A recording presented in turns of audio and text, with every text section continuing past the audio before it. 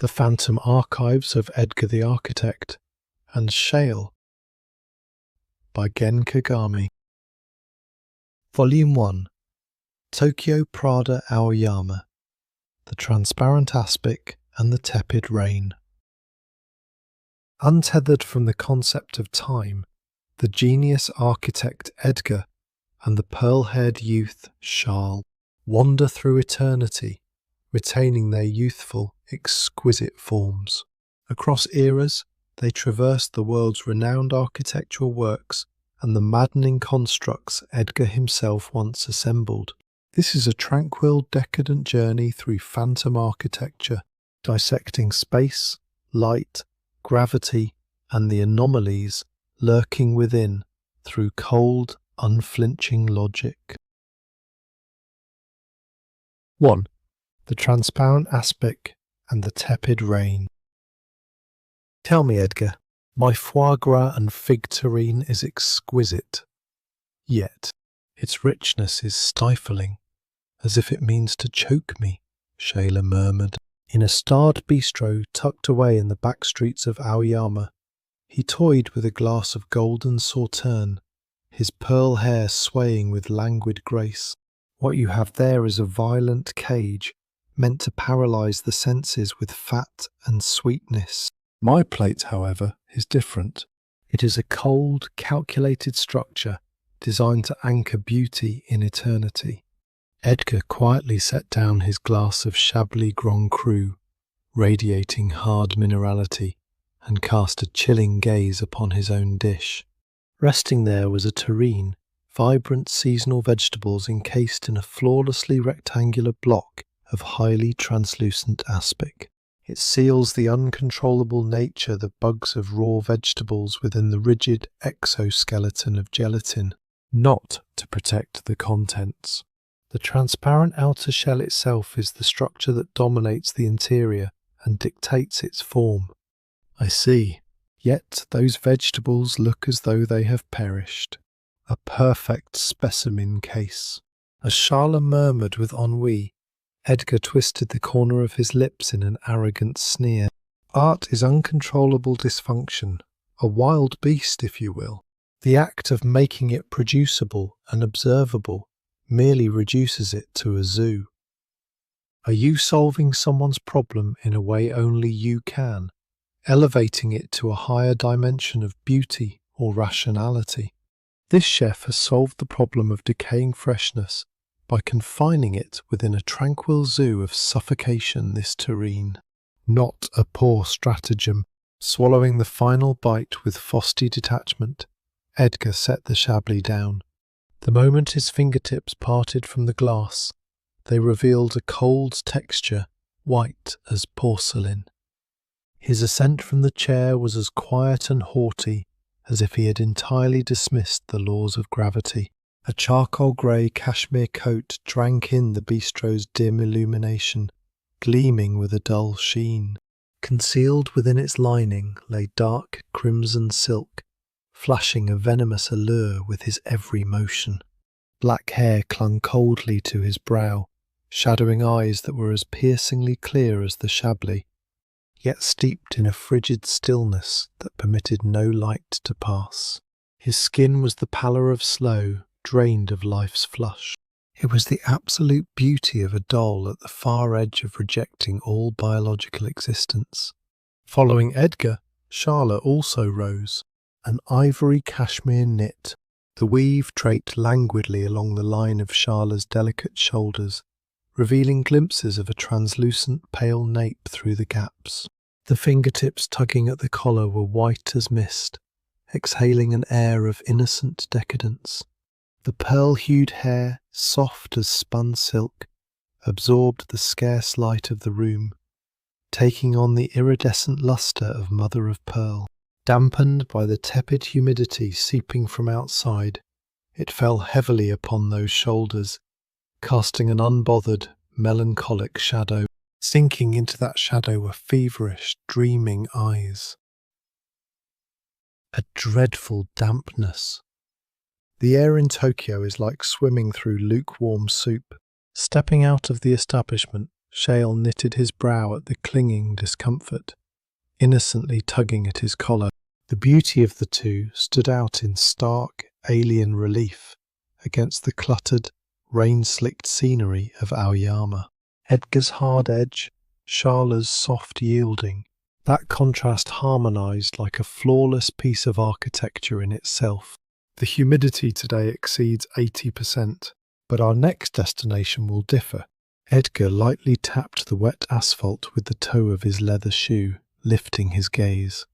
Beyond the Zelkova trees of Omotesando, beneath a grey sky hazy with rain, the anomalous edifice towered, a colossal block of crystal.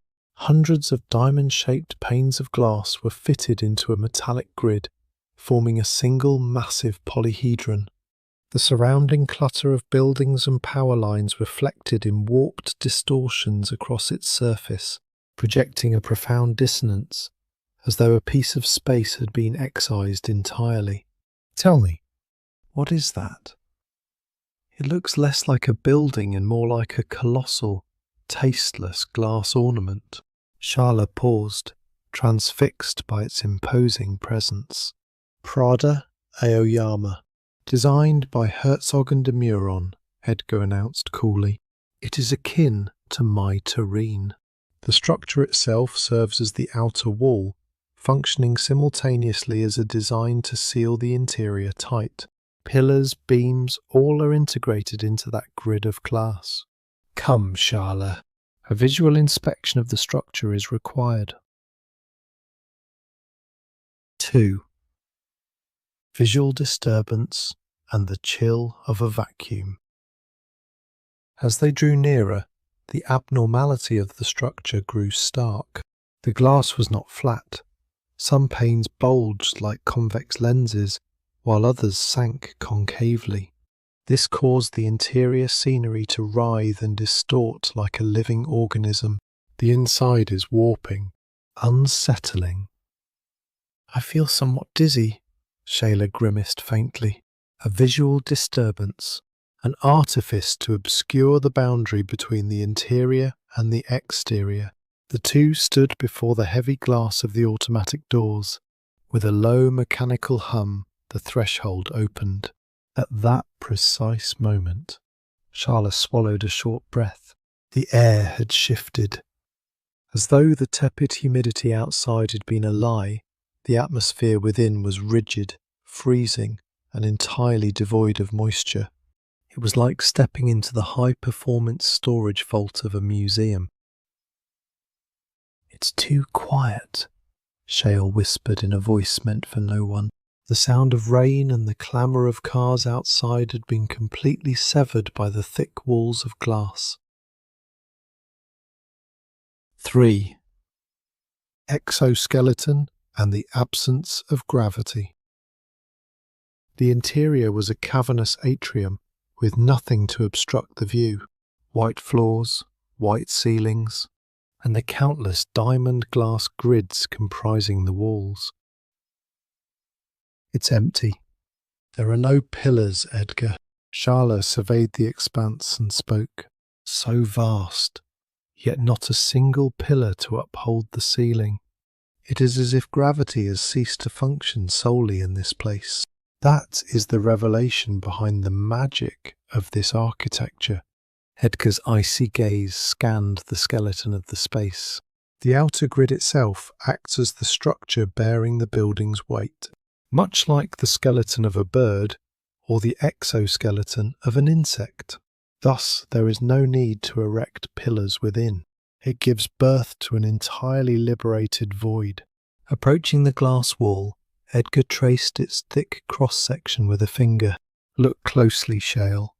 This glass is not merely a window. As a component of the structure, it bears the mass of the building. However, that is not all. Eh? There is a peculiar pressure in this space, an obsession with perfection so excessive it defies explanation through structural rationality alone. This space is attempting to expel something. 4. The porcelain woman and the flawless specimen, box of death. Edgar, the air! With slender fingers, Schale pulled his knit collar closer in unease. The space which mere moments ago ought to have held the scent of damp spring rain was rapidly conquered by an agonizing chill akin to the depths of a freezer. Exhaled breath crystallized into white frost. The atmospheric pressure has not dropped. The purity of the space has ascended. Gazing up at the grid woven by countless glass diamonds, Edgar declared in a voice as glacial as ice. Schale, it comes. The structure has begun to dream of us. In that instant, the faint ambient music that had saturated the store was severed abruptly. Absolute silence descended. The patter of rain, the hum of tyres, every scrap of urban noise was barricaded. All that remained were the infinitesimal, fracturing sounds of the taut glass shrinking from the cold. Crack, crack. Before Schale's very eyes, the displayed latest Prada collection wavered like a mirage, initiating a metamorphosis. The lightweight nylon bags had, imperceptibly, transmuted into the mourning garbs of medieval noblewomen, adorned in heavy velvet and tarnished silverwork. Upon shelves where polished high heels had stood, pairs of exceedingly small children's shoes, woven from ivory and human hair, now sat enshrined. This was no boutique. It was a colossal collection room of death. The hundreds of diamond glass grids comprising the walls had each become a perfectly sealed glass coffin. Within one sector, thousands of morpho butterflies, their vibrant hues frozen in time, were pinned densely in geometric patterns. In another, the wax-hardened severed heads of antique dolls stared down with hollow glass eyes. All were devoid of a single speck of dust, preserved in absolute perfection. So beautiful it arrested the breath. Yet that beauty was the ruthless allure of a specimen, found only at the furthest reaches of the utter denial of life. And in the centre of the atrium, in a space where inherently nothing should have been placed, a massive glass cylinder had risen.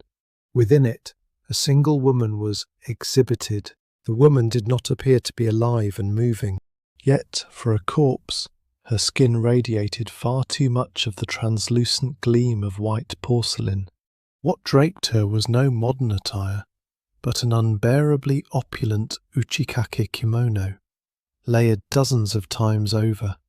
Embroidered in threads of gold and silver were intertwining vipers and blooming peonies, an ornamentation so dense one might be crushed to death by the sheer weight of the garment alone.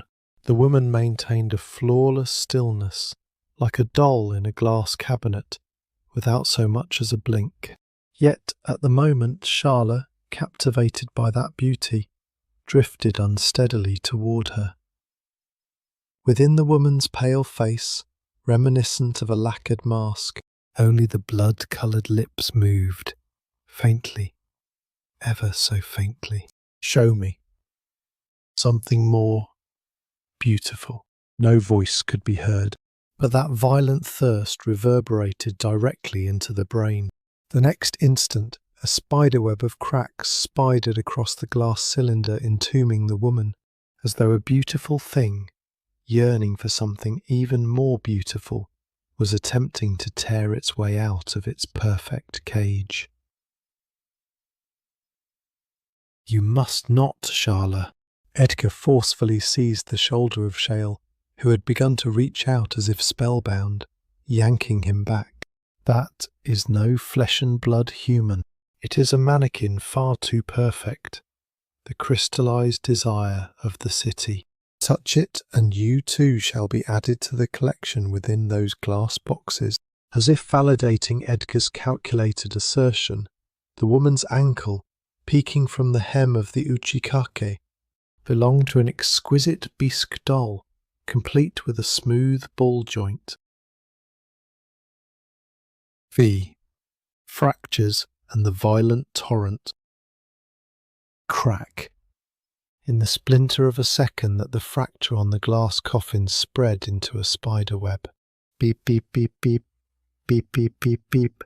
Abruptly, a sterile, cheap electronic tone tore through the space.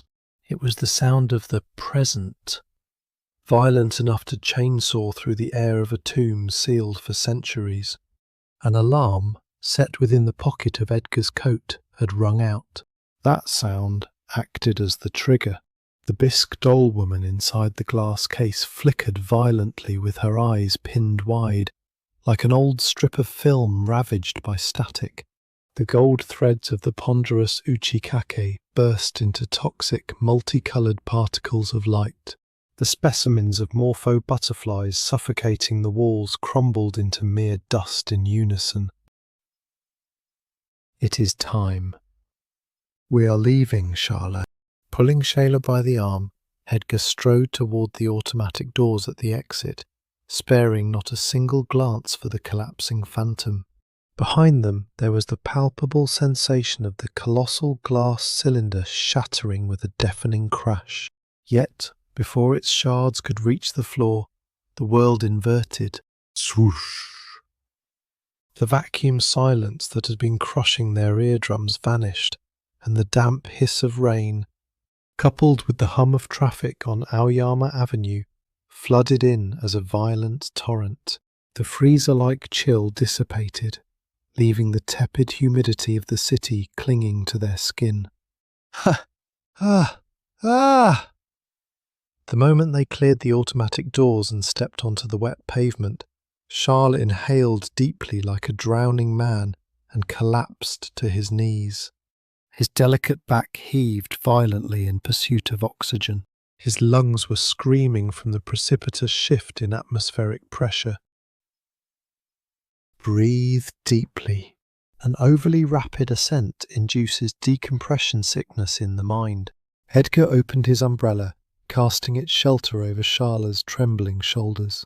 The glass edifice, when looked upon in retrospect, had reverted once more to a colossal, sterile block of crystal, slicked with rain.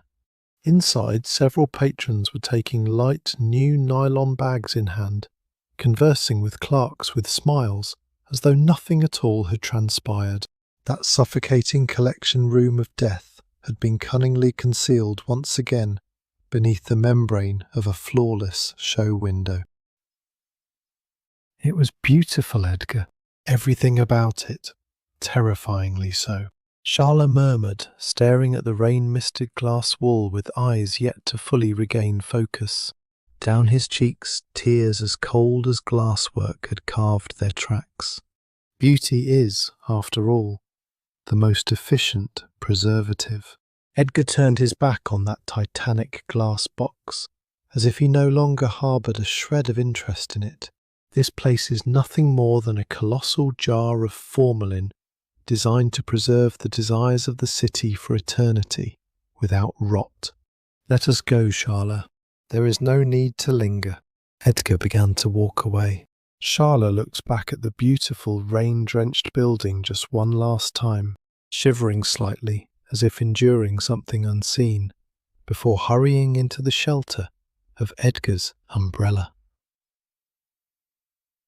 The two mingled into the grey crowds, melting away into the rain of Tokyo. End of Volume 1.